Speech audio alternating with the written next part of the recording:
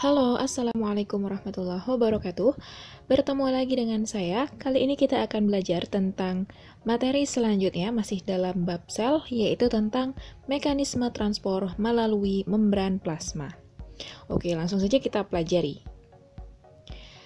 Kita sebagai manusia, sebagai makhluk sosial, itu harus berinteraksi dengan manusia yang lain. Hal ini dilakukan agar kita bisa saling membantu dalam memenuhi kebutuhan hidup kita. Nah, ternyata tidak hanya manusia yang melakukan interaksi, sel penyusun tubuh kita pun juga melakukan interaksi, baik dengan sel lainnya maupun dengan lingkungannya. Nah, hal ini dibutuhkan untuk mempertahankan kelangsungan hidup sel tersebut. Nah, interaksi sel ini seperti apa? Nah, itu dilakukan dengan cara transport melalui membran plasma. Nah, transport zat melalui membran plasma ini bertujuan antara lain misalnya untuk memasukkan gula, asam amino, dan nutrien lain yang diperlukan sel. Nah, oke, selanjutnya transport zat itu terbagi menjadi dua, yaitu ada transport pasif, ada juga yang namanya transport aktif. Nah, transport pasif itu merupakan transportasi sel yang dilakukan melalui membran tanpa membutuhkan energi. Sedangkan transport aktif adalah transportasi sel yang dilakukan melalui membran dengan bantuan dari energi. Oke, langsung saja kita bahas terlebih dahulu mengenai transport pasif. Nah, transport pasif ini meliputi 3 cara. Ada difusi dipermudah atau difusi terfasilitasi, dan osmosis. Yang pertama kita bahas terlebih dahulu mengenai difusi. Nah, difusi ini adalah proses pergerakan partikel, molekul, ion, gas, atau cairan dari konsentrasi tinggi ke konsentrasi yang lebih rendah hingga tercapai suatu keseimbangan. Ya, jadi dari pengertian ini ada kata-kata konsentrasi ya. Konsentrasi itu bisa dikatakan kekentalan ya.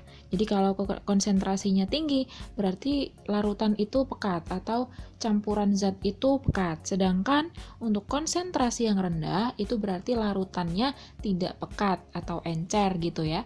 Atau campuran zatnya tidak pekat. Ketika kita membuka botol minyak wangi atau parfum, nah, maka molekul gas parfum ini akan menyebar dalam ruangan dan masuk ke dalam sel-sel sensor pada hidung, sehingga kita akan mencium aromanya. Nah, ini adalah salah satu contoh dari peristiwa difusi. Nah, kalian bisa melihat gambaran mengenai proses difusi ini. Bulatan kecil berwarna biru adalah pelarut, dan bulatan besar berwarna oranye adalah zat terlarut. Kalian dapat melihat pergerakan zat terlarut dari daerah konsentrasi tinggi menuju daerah konsentrasi rendah, hingga akhirnya mencapai suatu kesetimbangan. Nah, selain difusi sederhana, ada pula difusi yang disebut dengan difusi terfasilitasi. Mari kita simak. Ketika zat terlarut di luar sel sangat tinggi, mereka tidak dapat melewati membran sel dengan cara difusi sederhana. Selain itu, beberapa molekul yang ukurannya besar menyebabkan mereka juga tidak dapat melewati membran secara difusi sederhana. Satu-satunya cara agar mereka bisa melewati membran yaitu dengan cara difusi terfasilitasi. Molekul ion yang konsentrasinya tinggi memerlukan ion channels atau saluran protein agar dia dapat melewati membran. Proses ini disebut dengan difusi terfasilitasi oleh saluran protein. Molekul yang berukuran besar membutuhkan carrier protein atau protein transport agar dapat melewati membran. Proses ini disebut difusi terfasilitasi oleh protein transport.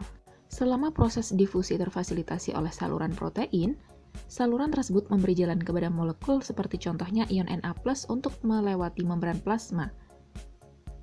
Saluran ini biasanya bersifat spesifik untuk satu jenis ion saja.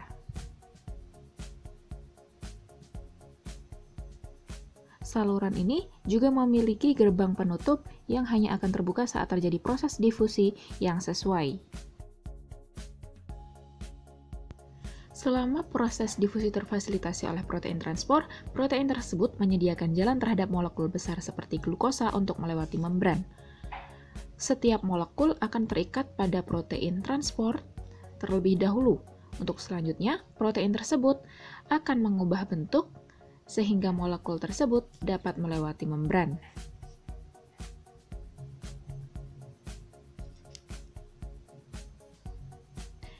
Kedua difusi terfasilitasi ini tidak memerlukan energi atau ATP, dan proses ini akan terus terjadi hingga mencapai keseimbangan antara kedua larutan yang dibatasi oleh membran plasma tersebut.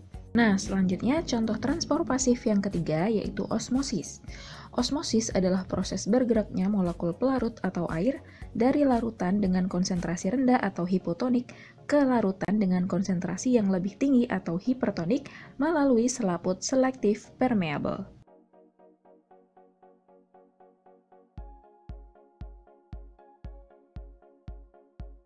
Osmosis ini dapat terjadi pada sel berdinding maupun sel tidak berdinding. Sel tumbuhan, alga, dan jamur memiliki dinding sel. Jika berada pada larutan yang hipertonik, air di dalam sel akan keluar, sehingga sel mengkerut dan membran plasma akan tertarik menjauhi dinding sel. Hal ini disebut plasmolisis. Jika sel tumbuhan berada pada larutan yang isotonik, maka akan menjadi lembek atau flasid. Namun, jika sel berada pada larutan yang hipotonik, sel akan membesar pada batas normal yang disebut turgid. Sedangkan sel hewan tidak memiliki dinding sel. Jika berada pada larutan yang isotonik, volume sel hewan akan stabil atau normal. Jika sel hewan berada pada larutan hipertonik atau larutan pekat, maka air di dalam sel akan keluar dari dalam sel, sehingga sel mengkerut atau disebut dengan krenasi. Namun, jika sel hewan berada pada larutan hipotonik, maka air dari luar sel akan masuk ke dalam sel yang mengakibatkan sel membengkak, bahkan pecah atau lisis. Nah, itu tadi adalah penjelasan mengenai transport pasif. Semoga bermanfaat. Jika ada yang ingin ditanyakan, silahkan tinggalkan pesan di kolom komentar. Saya akhiri. Assalamualaikum warahmatullahi wabarakatuh.